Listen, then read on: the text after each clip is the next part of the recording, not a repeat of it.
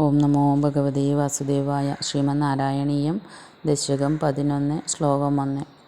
ക്രമേണ സർഗേ പരിവർത്തമാനി കഥാപി ദിവ്യാസനകാദയസ്തേ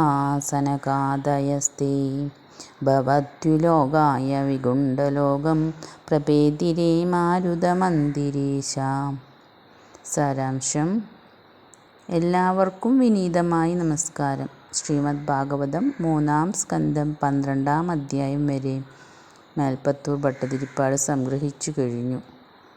ബ്രഹ്മദേവൻ തൻ്റെ മനസ്സും ശരീരത്തിലെ വിവിധ ഭാഗങ്ങളും ഉപാധിയാക്കി കൊണ്ടാണ് സൃഷ്ടികർമ്മങ്ങൾ നടത്തിക്കൊണ്ടിരുന്നത്.